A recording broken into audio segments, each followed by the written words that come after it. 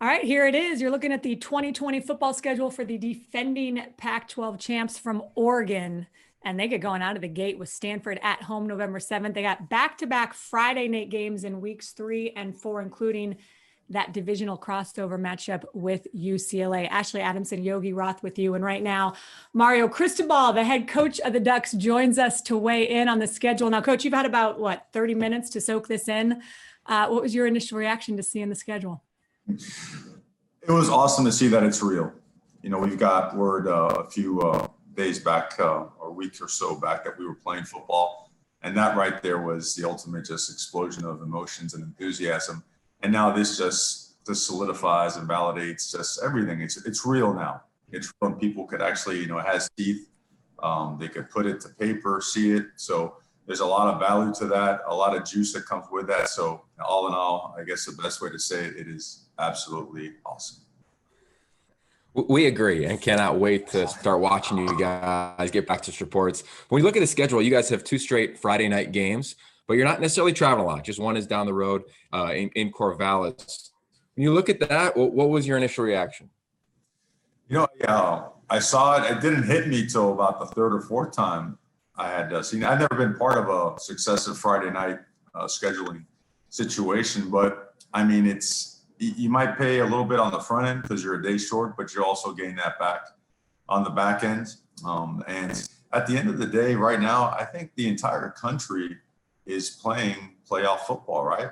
Everybody is in an elimination type game, possibly every single week, every time you set foot on the field. So there's going to be a give and a take for everybody. And I think that the most important thing that we say along the lines of our processes, which is we attack them. We don't look for any, I would say, issue with it or anything that might be uncomfortable. We welcome every bit of every challenge that comes with whatever, and we see it strictly as opportunity. So we are fired up.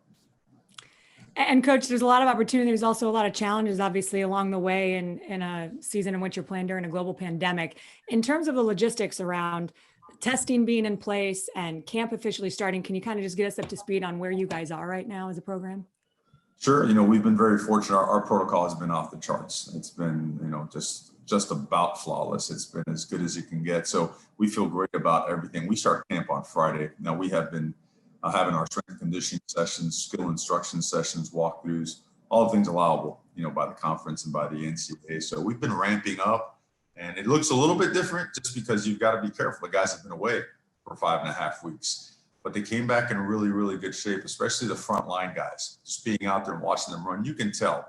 We have all this. We have great equipment. We have the best sports science center in the entire country. But the other sports science center are these eyes right here. Your eyes can tell you exactly how guys are doing. You can tell in the demeanor, the body language, and the combination of the enthusiasm, the amount of effort, and the numbers that they're putting on these catapult systems, these GPS systems. Their bodies are a lot more ready than we thought. So we're going to continue ramping up so we can practice at a certain level and eventually play at a certain level. But we feel great about every bit of protocol, testing, practice, and this daily testing thing, which kicks in probably in full force, I would say either Sunday, Monday, Tuesday, in that area, in that range. We feel awesome about it. We're blessed to have it. So let's roll. Speaking of the eye test, anybody who loves football can tell real quick the culture that you're building.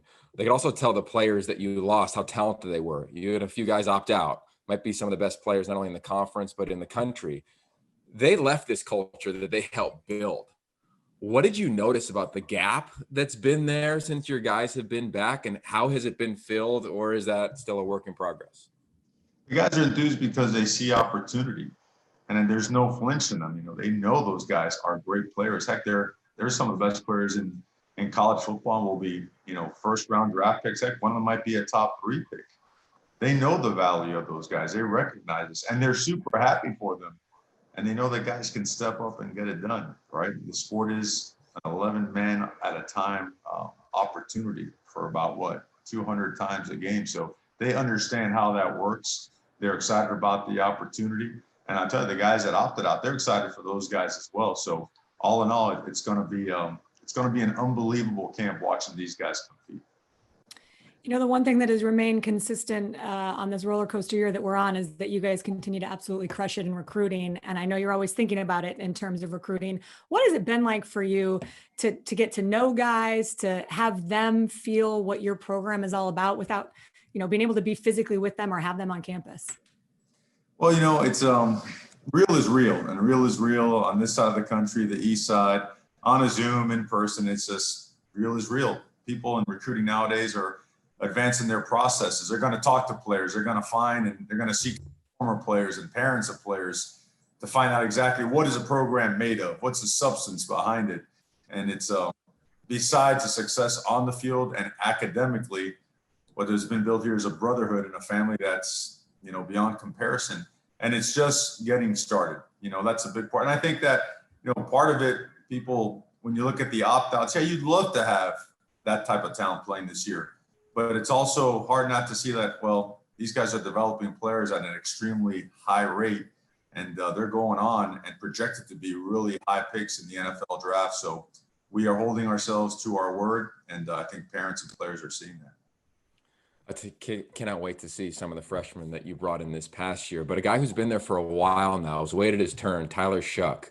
You've raved about his leadership, his intangibles. What have you noticed now that you've been around the team, you've had your workouts preparing for camp? Really fired up about Tyler because Tyler attacks every process, takes advantage of every opportunity, like you want to see the great ones do, like Justin did as well.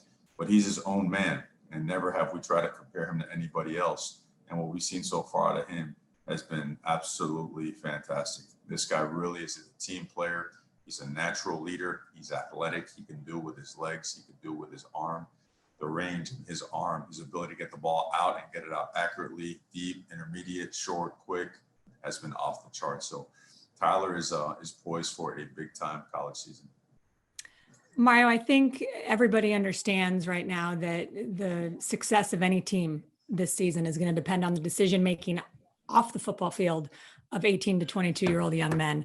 How have you guys approached, and how are you approaching that as the head coach, making sure that everyone really understands what is at stake and that every decision that they make away from the football field in particular is going to have an impact on what you guys are going to try and achieve this year? Well, that's a great question because without a doubt, this season is going to be more than just about practice and how you play on Saturday. It's going to be your decisions on a daily basis from the moment you wake up to the moment you put your head down. I mean, we're in a mask and social distancing and washing up really well. And that's part of normal life now. And that can't be compromised for anyone or anything. And, we told them, and it hit home pretty well. It's like, if you're willing to compromise protocol, if you're willing to compromise all the things that can keep us safe and healthy going forwards, what you're saying with your actions is you're willing to take these trophies behind me and hand them right over to somebody else. That's essentially what you're doing. It's got to be that important to you where everyone is considered keepers of the culture. And culture is not a light switch you turn on and off. It's not a t-shirt you put on and take off. It's a way of life. So that's what we've been stressing. And so far we've gotten some pretty good results. Yeah, I think you guys have one of the strongest cultures in the country regarding so many things. You referenced them. But with this specific team, and every team is different, but have you been able to understand the identity of this team maybe different than in years past because of all the things that have happened, whether it's with football, anti-racism? There's been so much that has gone on this quote unquote off season for you guys. I'm curious if you just have gotten to know them better than in years past. You're absolutely right. Every single team is different, very, very different. And you've got a lot of guys that have been emotionally just in pain, have seen a lot. They've seen a lot back home and then see a lot of it come to light across the country with some of the issues that have happened from a social injustice standpoint and so on. So a lot of stuff, a lot of emotion has come out. A lot of guys have put their feelings and their stances on the table, and they've received strong support from their teammates and the coaching staff. And we've decided to use our platform, and we're going to be getting together and finding ways to continue to use that platform to be the best sounding board that we could possibly be, for them. And then of course, take that out into the community. And I think you also see a team that recognizes that they are talented, that they're young, what we may lack in experience with the opt-outs that may have occurred, that it's their turn to fill those gaps. And I think sometimes I've been on teams where people have been apprehensive about that, and I'm watching these guys train. I'm watching attention to detail, and I like to focus on not who's in a practice rep. I like focusing on the second and third team guy. What are they doing when the first teamer's in? Because that'll tell you, right, who's locked in or how wired your team is in terms of winning and having a winning culture. And I see the twos and the threes correcting, talking through the play, stepping through the play, mirroring the guys that are in there. That tells me something. It tells me this team is hungry. It tells me this team is driven.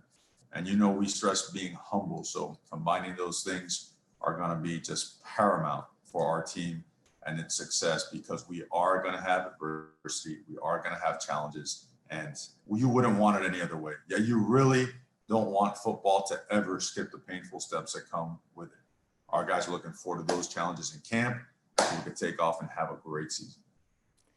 That is so beautifully said. Mario Cristobal, head coach of the Oregon Ducks. We appreciate you being with us, taking some time today to walk us through the schedule. I know you're excited. We're excited. Can't wait to see you guys compete on the field. And I do know what it would mean to have the opportunity for you guys to be able to host a Pac-12 championship game in December. So looking forward to seeing it all play out. Thanks so much for joining us. Thank you, guys. That sounds awesome. And always go Ducks.